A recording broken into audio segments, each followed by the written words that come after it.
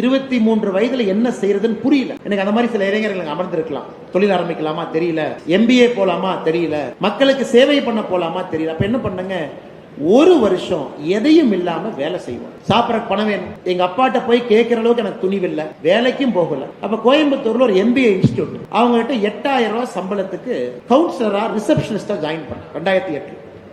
ஒரு வருட காலம் 8000 ரூபாய் சம்பளத்துல நாம வாழணும். அந்த 8000 ரூபாய்க்கு ஊருக்கு போக கூடாது, அப்பாவை பார்க்க கூடாது. அந்த 8000 ரூபாய்க்கு வாடகை கொடுக்கணும், 8000 ரூபாய் பைக்கு பெட்ரோல் போடணும், 8000 ரூபாய்க்கு 3 வேளை சாப்பாடு சாப்பிடணும். அப்ப என்ன ஆச்சுனாங்க, 2வது மாசம் கோயம்புத்தூர்னுடைய ஒரு பெரிய எக்ஸ்பர்ட் ஆயிட்டேன். எந்த மெஸ்ல வியாழக்கிழமை சிக்கன் பிரியாணி போடுவாங்க, 35 ரூபாய்க்கு எந்த சிக்கன் பிரியாணில 2 லெக் பீஸ் இருக்கும். ஒரு படத்துல செந்தில் சொல்லுவார், இதெல்லாம் இன்ஃபர்மேஷன் பாக்ஸ். எந்த புளியோதரை எந்த கோயில்ல போடுவாங்க, எந்த சக்கரை பொங்கல் எந்த கோயில்ல போடுவாங்கன்னு ஒரு படத்துல பாத்தீங்கன்னா அந்த செந்தில் மாதிரி கொஞ்ச நாளைக்கு நான் இருந்தேன். அந்த ஒரு வருடம் என்னுடைய வாழ்க்கையினுடைய மிகச்சிறந்த வருடம்.